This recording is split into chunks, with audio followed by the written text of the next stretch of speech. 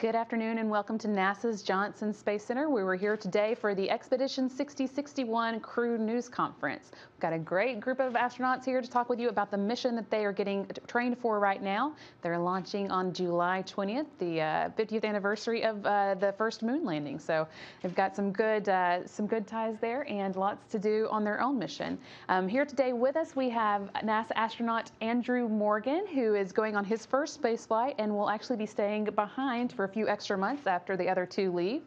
On his right side, Luca Parmitano from ESA, European Space Agency. He's going on his second space flight. He already has 166 days in space from Expedition 3536 in 2013. And then 3637. 3637, sorry. And then on his right, we have Alexander Skvortsov from Roscosmos. He is going on his third space flight. He already has 345 days in space under his belt so far and looking to add a few more to those. So we're going to let them introduce themselves, and we're opening up to questions here in the room as well as from reporters on our phone bridge. And if you're watching at home, you can ask your own questions on social media using the hashtag #AskNASA. But first, we'll hear a little bit from the crew. So, Drew, why don't you tell us a little bit about yourself? Yeah, thank you, Brandy. As Brandy mentioned, this is my first space flight, and I'm extremely excited about that, and I'm really excited about doing that with the crew that I have here with me. Luca and Sasha and I, Alexander and I have been training together now for the past 18 months, and they're a wonderful crew. I'm lucky enough to go along with a crew that's been very experienced, now several space flights between them. And as they mentioned, as Brandy mentioned, I will be staying behind for a few extra months after they leave. And luckily, we're also going to be joining a great crew on board. Two of my classmates, Nick and Christina, are already on board, and we'll be joining them. I'm really looking forward to joining them here in a couple of months. Luca? Well, I'll pick up exactly from where you left off about our training. A lot of people wonder what it's like to train for the second time for an expedition to the space station, and I was happily surprised that it is just as exciting, just as much fun, different crew, different challenges, different way to work together, but it's so much fun to work with this crew. We were lucky to have time in Baikonur at the Cosmodrome to work and train together with the crew that we're going to meet on orbit, spend some time with them. And the most beautiful part, in a way, has been as a veteran, in a way, that the feeling is that the first time doing the training and getting ready for the space flight was trying to get as much as possible, thinking that it could be a once-in-a-lifetime experience. This being the second time, I feel a lot more relaxed, and I have a bigger desire to give, if you know what I mean, and kind of share the experience, the previous experience and this experience with my crewmates and the people on the ground. So I'm really looking forward to the completion of the training. As much as I've been enjoying the training so far, I'm sure that it's going to be incredibly interesting, and then of course to the expedition and working with my crew. Great. And Alexander? Ну, я уже выполнять буду третий полет. У нас получается, сейчас, когда мы выступали, получилось так, что я невольно подметил, что Эндрю первый, Лука второй, я третий. Ну, так хорошо получилось по счету. Но и они уже практически все сказали. Почему? Потому что действительно, вот Лука подчеркнул, что прекрасные отношения в экипаже. Я уже вот могу оценить это за счет того, что мы нашу подготовку, за счет того, что мы уже 2 раза дублировали экипажи, которые сейчас в космосе, они летают. И очень интересно было на Байконуре подчеркнуть тот момент, что мы сидели как дублеры, но мы знали, что мы прилетим к этому экипажу. Вот экипаж Алексея Овчинина, Кристину, Нике. И никаких сомнений в их профессионализме не возникало. И я думаю, что уже у членов комиссии, которые были на Байконуре, точно так же не возникало сомнений по нашей подготовке. И сейчас That is correct. This is going to be my third flight, and it's actually very interesting because Andrew was the first one to speak, and this is his first flight. Luca was the second one to speak, and it's his second flight, and I'm the third to speak, and it's my third flight. It's going to be my third flight. And a lot of right things have already been said, and Luca said that we have a great relationship in our crew, and this is absolutely correct. And we have been backup crew all together twice, actually, and it was a very interesting situation in Baikonur when we were a backup crew and we were seeing off the prime crew, and we already knew that we would join them on board the station. I'm talking about the crew of Chinin, Christina, and Nick, and there were no doubts, actually. They're wonderful professionals, and I know that the State Commission members also knew that they are fantastic professionals. Ну и сейчас хотелось бы еще раз подчеркнуть, что действительно экипаж готов, абсолютно взаимопонимание в экипаже. Я наслаждался процессом подготовки вот за этот период. And I would like to underscore that the crew is ready. We have fantastic mutual understanding in our crew, and I had a lot of fun getting trained for this flight. Я думаю, что полет будет таким же успешным, как и наша подготовка на Земле. I think that our flight will be as successful as our ground training. А задачи будут очень серьезные. However, we'll have to accomplish very serious tasks on board. Seems like it's going to be a fun crew and a lot of fun to watch y'all in space. We're going to open it up for questions here in the room first, and then we'll take some from the phone bridge as well. If you are on the phone bridge, you can ask your question by pressing *1. And if your question gets answered, you can press *2 to withdraw it, and we'll watch for those. But first, let's start here in the room, and keep in mind that you can ask questions on social media using the hashtag #AskNASA. Okay, let's go over here to Mark Rowe.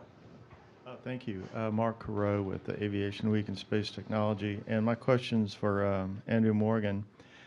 What are some of the commercial crew milestones that you're prepared to deal with during your stay? Yeah, thanks, Mark.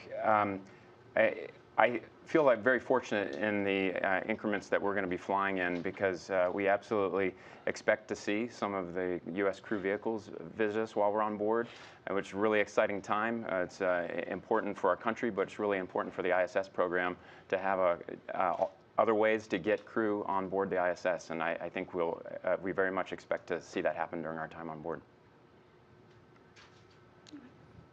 Hi, Robert Perlman with CollectSpace.com. As it stands now, you'll be launching on the 50th anniversary of the first moon landing.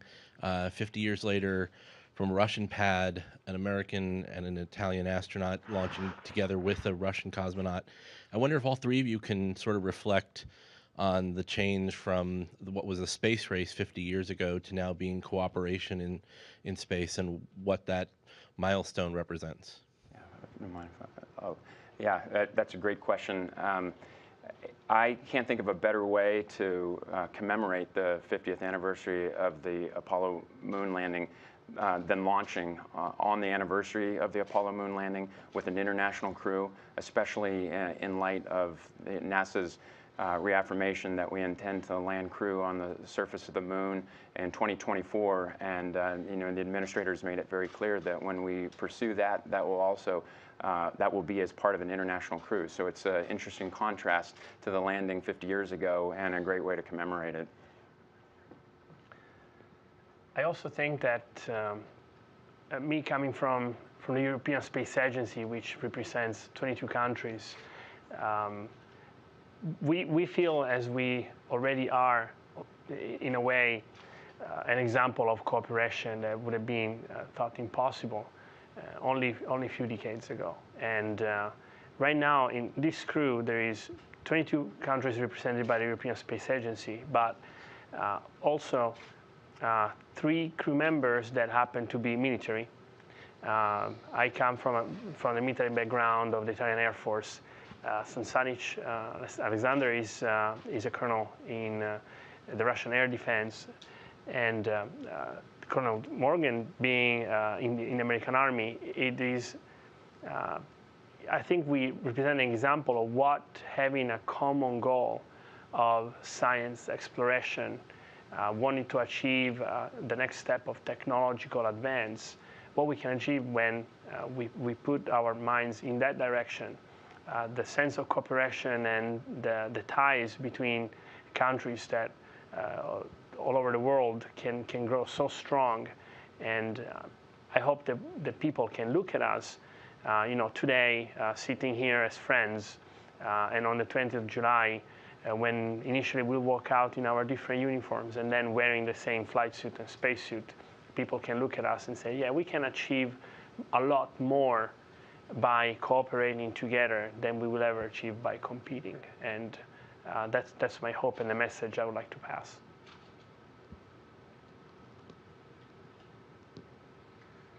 Но я хотел бы подчеркнуть еще вот этот процесс дружеских взаимоотношений между нами и вообще между астронавтами и космонавтами, всеми теми, кто стремится в космос, всегда возникают именно очень дружеские, хорошие отношения, потому что единая цель и единая задача. И вот подчеркнуть это мне очень понравилось, как получилось в нашем экипаже, когда мы первый раз дублировали на Байконуре, мы проезжали мимо такого большого плаката. I would like to underscore the process of friendship, the friendship between us, friendship between astronauts and cosmonauts, because we are all united by one goal, by one main task. And I remember right now one situation when we were the backup crew for the first time. We were at Baikonur, and we saw a huge banner there.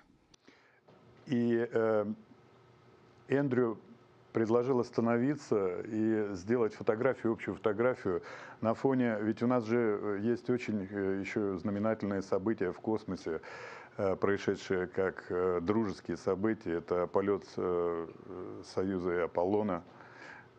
И мы сделали общую фотографию, и она была помещена. Мы очень надеемся, что это вот просто еще раз покажет те отношения, те события, которые происходили в космосе, они великие.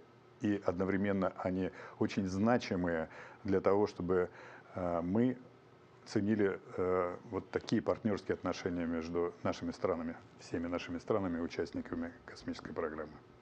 And Andrew asked us to stop right there and to take a photograph of all of us, which we did, of course, and it was a very significant photograph. It has been posted, and I would like to underscore that there were some other events, friendship events in space, for example, Apollo-Soyuz program, that united nations, united us, and it shows the level of friendship, trust, and it is a very significant event as well. So such events demonstrate how valuable our cooperation is and how valuable our partnership relations are. I'm talking about space development and space exploration countries. Can I kind of add on to that question? Do you feel like the Apollo moon landing, was that part of what inspired you guys to be astronauts? Is that something that captured your imagination early on? I know you weren't necessarily born then, so was that a factor in it? Well, the thing that really strikes me about the landing on the moon is that, while it does go down, it was Americans that made that giant leap, that the entire world has embraced it as an accomplishment of the entire Earth. Mm-hmm. Despite the fact that the American flag was associated with that, we still see it as an international achievement. And as we go forward and do this again in the next decade as part of a partnership, this will be the embodiment of that all over again, and it will. And I can't wait to participate in it, and knowing that these guys next to me are going to be part of that, that their programs will be pulled into that. That's very important to me. I agree 100%. Somehow, certain events, even though we were not there to as testing to see it, to witness it with our own eyes, I feel I've seen so many images and talked to so many people that it's almost as if it's a collective memory reflected in the eyes of all those who actually did see it and passed on to us. Did it inspire me? Certainly. It did inspire me. It probably will inspire people, future generations, even after we go back to the moon. As far as I'm concerned, I would like to maybe to take up on those heroes all the time, and give it a shot myself in the future. Anything to add, Alexander? Ну, мне вообще повезло, потому что первый полет человека в космос — это то событие, которое непосредственно было в моей жизни моих родителей. И в честь Юрия Алексеевича Гагарина назван мой младший брат Юра. I was really lucky because the first flight to space in the history of humanity was something that my parents were able to witness, and that is really important for our family because my younger brother is named right after Yuri Gagarin. His name is Yuri. И полет и высадка на Луну, первый шаг человека на Луну, эти слова, они входят в жизнь каждого человека на Земле. The moon mission and the moon landing, the first steps of a human being on the surface of the moon, are so important, and they are in the memory and in the hearts of every person on Earth. И очень приятно, что вот эти грандиозные события становятся частью жизни всего нашего человечества. И мы со временем понимаем, насколько это важно работать и делать. Прогресс не стоит на месте, мы идем вперед. И главное, чтобы события, которые позволяли нам двигаться вперед, были положительными. It has become part of life of everyone who is living on planet Earth, and such significant events demonstrate how important it is to go forward, to constantly progress. And I hope we keep developing, we keep going forward, and the most important thing here is that all our developments are in the positive direction, in the good direction. И очень бы хотелось, чтобы в честь тех людей, которые улетают в космос, выполняют свою работу, называли новых мальчиков и девочек, которые рождаются на Земле. Это для них будет прекрасный пример. I believe that it might be a very good tradition to name boys and girls who are born on planet Earth after the people who are the trailblazers for the first ones in space. I think that will be a very good tradition. Agreed.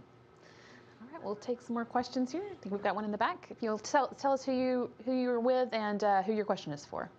Lee Tao with an online collaboration community. Luca, I'd like to start with you. Of all the intense training that you go through, tell me the importance of a sense of humor. Oh, first of all, I hope I have one. He does. My philosophy is that you cannot take yourself seriously unless you can make fun of yourself. We can be put under tremendous stress during the training, and in our daily life on orbit, on the space station, and while training, we are at the same time leaders and followers, and to be able to achieve a very communal sense of belonging to the crew, having a sense of humor, being able to lighten up when things get really stressful, I think is essential. I've been very lucky so far, but I don't think it's luck. I think it's just the way astronauts are selected, in a way that both in my previous crews and in this crew, there is a very strong sense of humor, and we all like to be the butt of the joke. And one of the things that I always say when I brief crew, whatever activities we're doing. Yesterday we had a very intense session of emergency training, and I made sure that at the end of the briefing I said, whatever we're doing, no matter where we are, with a gas mask on or an oxygen mask, in the smoke, trying to clean up a big mess, take 5 seconds to think what we're doing is really awesome, it's fun, we should be having fun. And I'm sure that this crew is really going in the right direction for that, because we really had a lot of fun so far. Sasha and I have been in several simulations in the Soyuz where the instructor really did their best to give us a hard time and try to kill us in a simulation, obviously. And Sasha and I have several times looked at each other and just give a good laugh to to shrug it off, say, hey, this is a simulation, we're having fun, this is really going well. So it is important to be able to lighten up and take it with a good spirit. All right, we also have, in addition to the reporters in the room, we have some students and interns. I think we have a question from a student coming up next. Carlos Neville's go to GCA, and how is going to the International Space Station preparing us to go back to the moon? You want to take that? Yeah, sure. Well, as a medical doctor, I can tell you that one of the best ways is it becomes a test bed for us to understand better about how the human body works in space. And typically, astronauts stay on board for 6 months. I'll be on for a little bit longer, and my crewmate Christina will be on for almost a full year.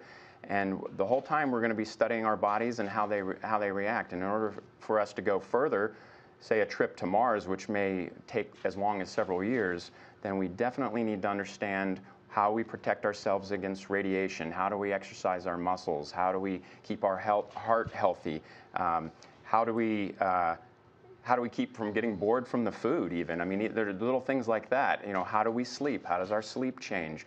All those things we need to understand better as we go further and further and stay longer and longer in space. So by testing that on the ISS, close to the Earth, we can understand it before we go really far from the Earth, and it becomes a lot more complicated. Great question. So Drew talks from the point of view of medicine, biology, and human physiology. As a medical doctor, he has a perfect perspective on that. As a test pilot, I can continue that from the point of view of technology. So the first time humankind went to the moon, it was really, landing, maybe a couple of days of exploration, everything constrained in a very small spacecraft, and coming back as soon as possible. Now, if you want to do it differently, maybe have an orbital base, maybe have a permanent base on the moon. How do we do that? How do we know that the machines that we want to build are going to last? How often do we need to change equipment? Is it going to work? We need to prove that. Actually, we need to get there with a plan and with the things that are already being tested and proved. The space station is also a test bed for that technology. When your generation goes to Mars, it will use the technology that we have developed to go to the moon, and we are going to the moon with the technology that we have developed to live on board the space station. All right. We'll take some social media questions. Remember, you can use the hashtag AskNASA to get yours in. And for those on the phone bridge, if you have a question, you can press *1 to let us know. First of all, on social media, we have a question from Christy, who wants to know, what are you most looking forward to doing on the space station? What will you miss most here on Earth? I think that's a pretty easy one. I think the thing that I'm going to miss most on Earth is absolutely my family. As a military officer, I have spent time away from home as part of military deployments. This is going to be a long one, and it's going to be challenging in different ways. And so by far, that is going to be the biggest challenge. Thing that I'm probably most looking forward to is sharing the experience with people on Earth. I'm up there just as a window for hundreds, thousands of people on the ground who have supported me, continuing to support me, that have educated me, that helped me become the person that I am. And I want to be able to share that through phone calls, through social media, through video downlinks, whatever I can do to help convey the experience to them. So for me, sharing that experience is going to be the most rewarding thing. And you're going to be up there for about 9 months instead of the usual 6 months. Is there anything different that you're doing to prepare for being away from home so long, or for being in space so long? You know, I think that the incremental difference between 6 months and 9 months, it'll be subtle things. Of course, I'm going to need more food on board, more clothing on board than I would have needed originally.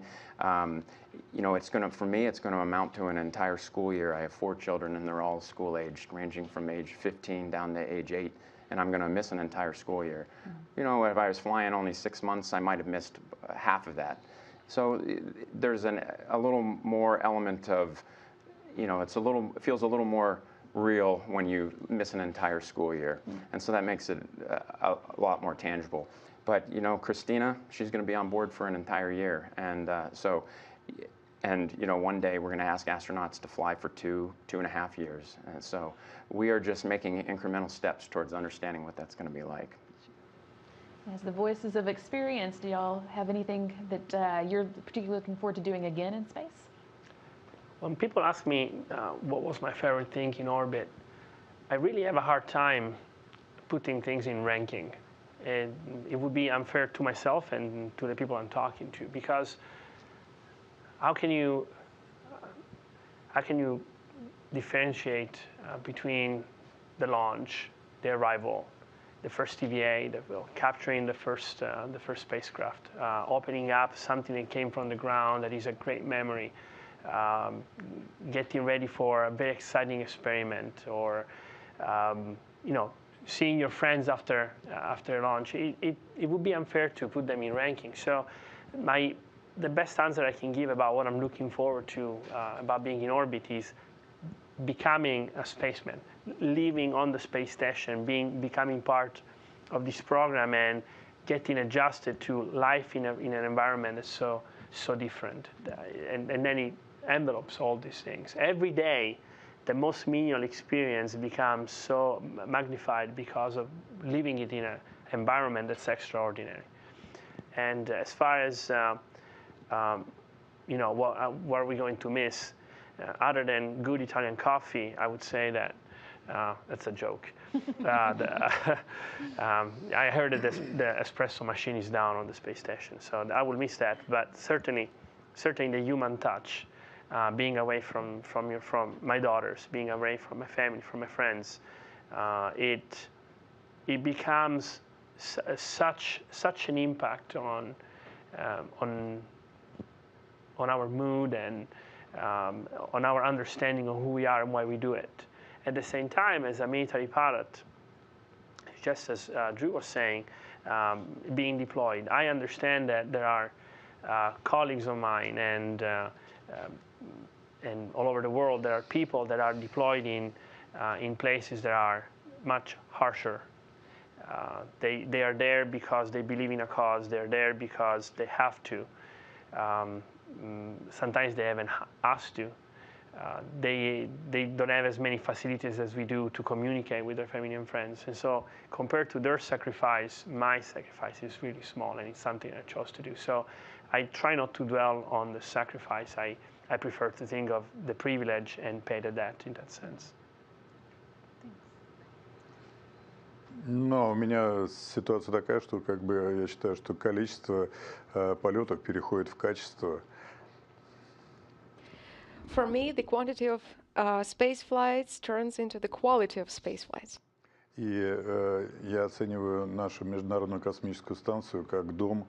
И я буду делать все для того, чтобы сохранить этот дом в хорошем порядке, в хорошей кондиции. In my opinion, our space station is our home, and I will do my best to keep it in good shape, in good condition.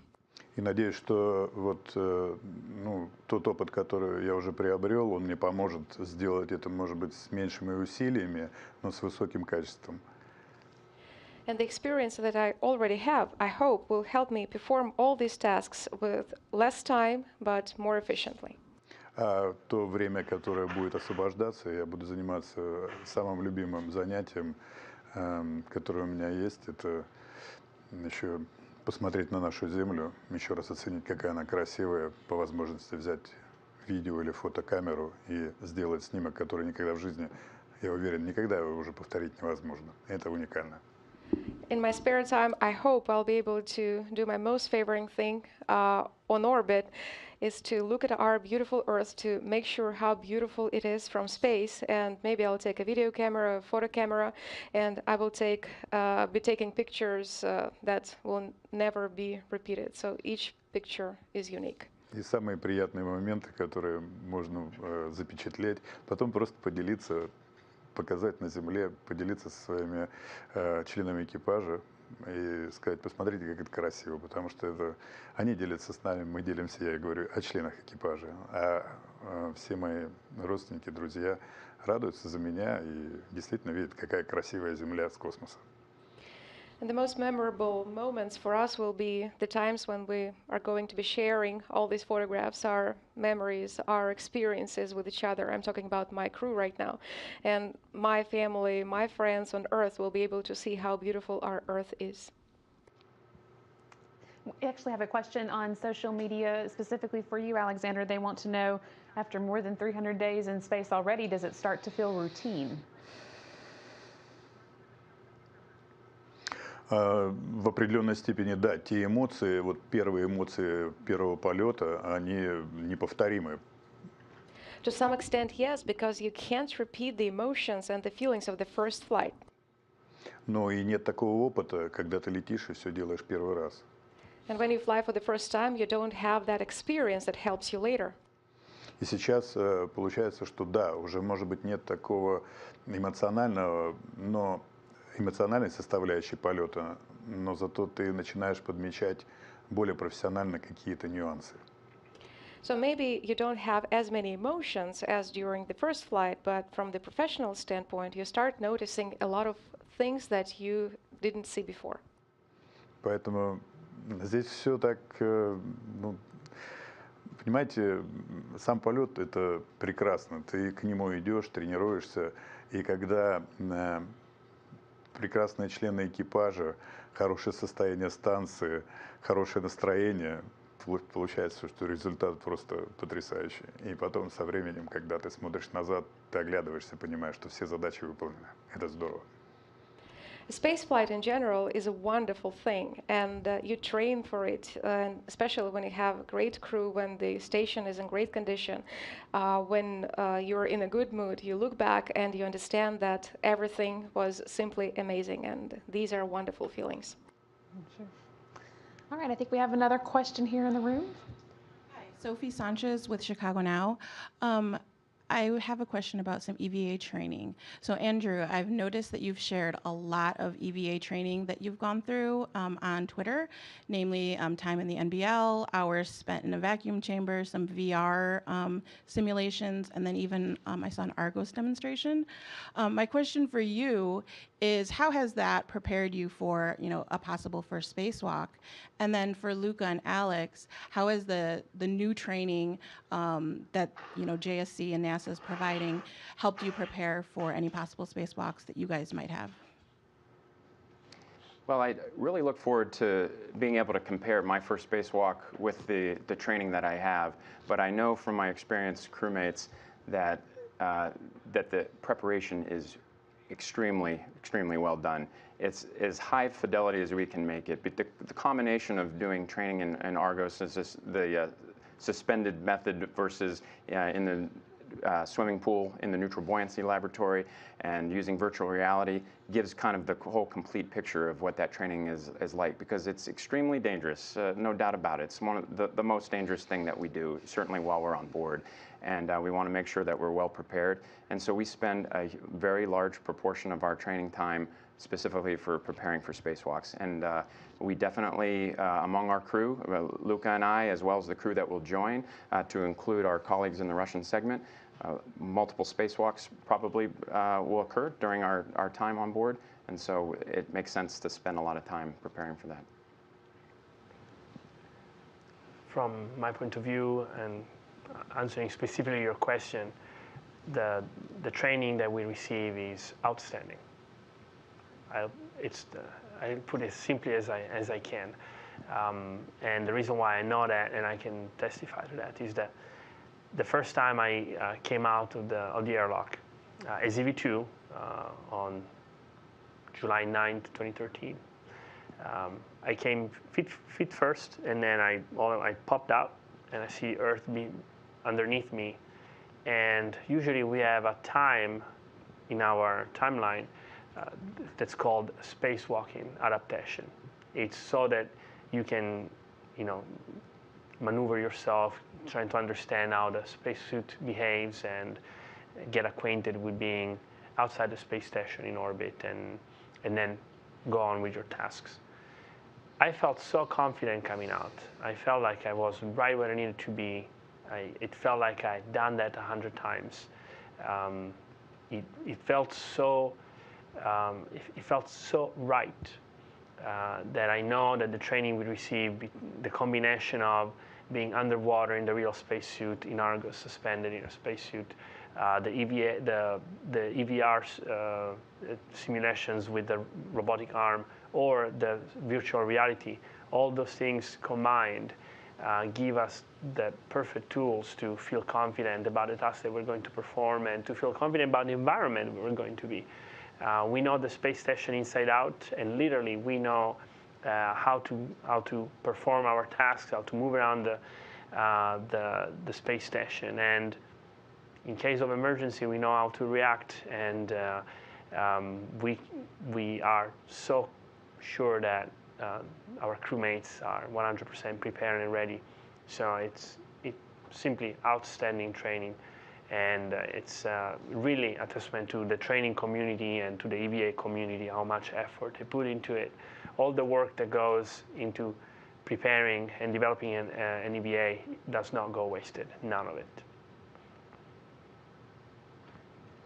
Ну, а я хотел подчеркнуть, что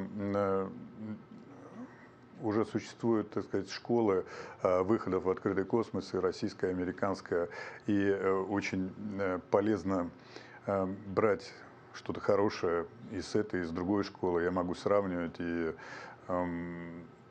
вот в первом и втором выходе в 2014 году мне американские астронавты помогали советами по использованию американского оборудования. И это здорово, я это учел. I'd like to add that there are Russian and US philosophies or methodologies on how to perform an EVA, and it is really important to take advantages and see disadvantages in each of these philosophies. I can say that during my first EVA in 2011, USOS astronauts helped me in preparation, and they explained me how all their tools worked, and it helped. Поскольку некоторое американское оборудование адаптировано к нашим скафандрам, и когда мы их используем, вот берешь именно самое положительное, то, что можно, то есть ты, как бы, получается, аккумулируешь две школы. Мне это очень нравится, и я уверен, что вот это, когда мы все это правильно делаем, это только успех. Some types of USOS equipment is adapted specifically for Russian segment spacesuits. And from my experience, I can say that it's really important to combine the advantages of these both methodologies. And when you do that, I believe that every EVA can be successful.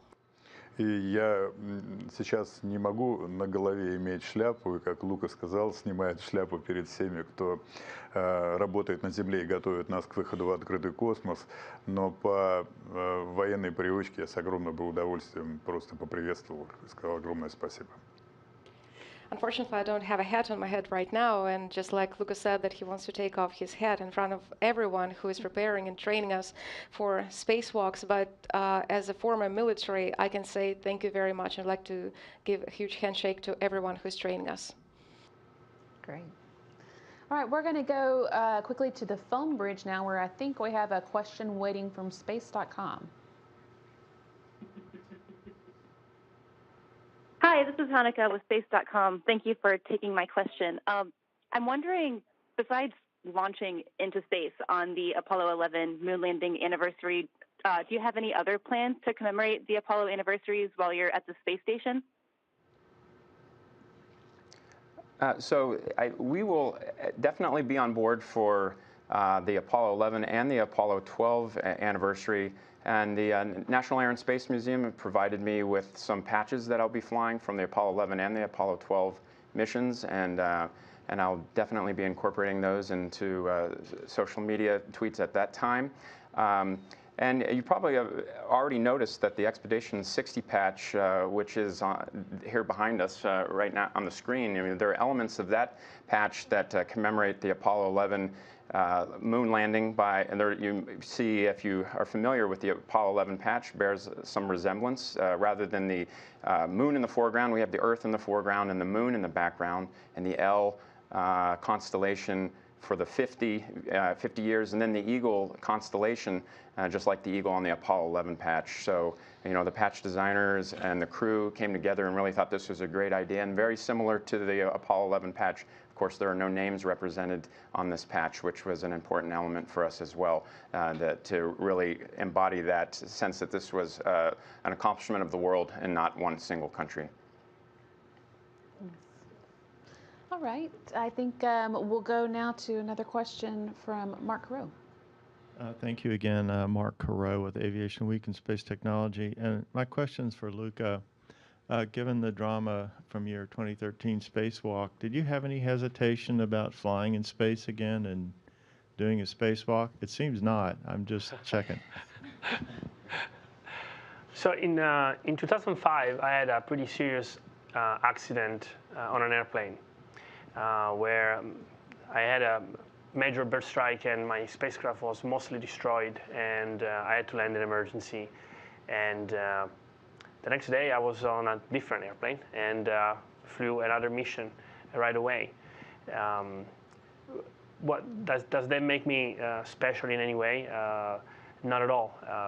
When I had the emergency on the space station with the failure in the EMU, I really hoped that they would let me just swap the EMU and go out the next day to finish the job, because I really wanted to finish the job that I had left incomplete. And that's because I have the utmost respect and trust in the people that train me, in the engineers that develop our equipment, and in my capabilities because I've been trained. And so I would have had zero hesitation going out the door the next day, and I have zero hesitation going up this time.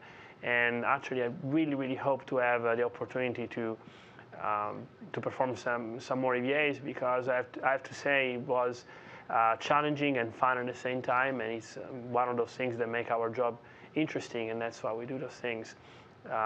When people ask us about fear, I think most of us agree that first of all, yes, we do feel fear.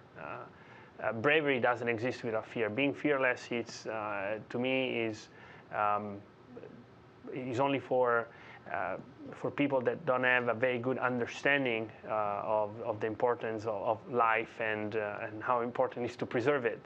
But understanding danger and confronting it using the tools that you have available, that's what we do in our world, in the world of flight, in the world of space flight, in operational worlds all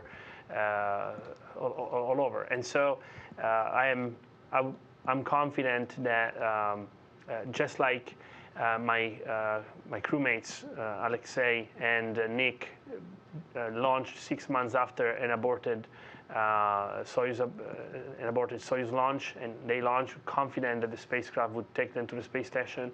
I'm ready to fly again. I was ready to go out the door, and I'll be ready to go out the door should the opportunity arise. Okay, we're going to take another question from social media now, and then I think if there are any more in the room, we'll wrap up with that. But the last one from social media is from Mukanda, who's asking, is there any privacy on the space station? Yes, there is some privacy. We do have the sense sometimes that we live in a Big Brother spacecraft where we have cameras pointing at us most of the time. There is a reason why those cameras are pointed at us. It's not for our pretty faces, but because people on the ground need to have situational awareness of what we're doing, so that they can help us, so that they can guide us, so that we can perform the experiments and the tasks that we have to accomplish. But we also have the capability to turn off those cameras or to point them away in order to have some privacy. Obviously, some activities are always going to be private. I'm not going to name them because it's pretty obvious. But we also have our personal crew quarters that it's our personal space, and it's it's always available to us if we need our 5 minutes of me time, and so yes, we have some privacy. Also, usually we are visible from DPC, the daily planning conference, around 7:30 in the morning till the end DPC, so that mandates our working hours. And then in the evening we are on our own, and the same for the weekends or holidays. So I would say that in general, if we are looking for some privacy, we can get it, we can achieve it. And otherwise, there is an operational mandate for that lack of privacy. Sure. All right, I think we've got one more question here in the room. Andrew, Michael Galindo with Cosmic Chicago. For Andrew, as a medical doctor, are there any biomedical experiments you're looking forward to on station that you know about? Certainly, given my medical background, the experiments that we're the subject of are the ones that are of greatest interest. There's one in particular that's been going on for a couple of years now called fluid shifts, which studies how fluids and blood shift in the body as a result of microgravity. And I'm going to be probably one of the last subjects as that starts to wrap up. It's a couple years old now, and they've got some good data collected. And so that one will be very interesting. I'm also participating in a number of neuroscience experiments that use virtual reality. Two ESA ones, one called GRIP, which doesn't involve virtual reality per se, but GRIP or GRASP does. And these look at how the brain responds to the absence of gravity. And so it's just going to be a lot of interesting studies there to take a look at what the effects of, or in the absence of gravity, what we can derive from that. So I think those will be the ones that I'll be most interested in. And my crewmates, just because I'm a medical doctor doesn't mean I'm the only one participating. All my crewmates will be participating in those as well. Okay, I don't see any more questions here in the room, so I think we will wrap up there for the day. Thanks so much for joining us. And you're going to want to keep up with these guys as they finish up their training. You can do so on social media. Andrew is found on Twitter at AstroDrewMorgan, and Luca is there at Astro_Luca. I don't think Alexander is on Twitter yet, but you never know, right? So we'll wrap up there and have a great afternoon. Thanks for joining us.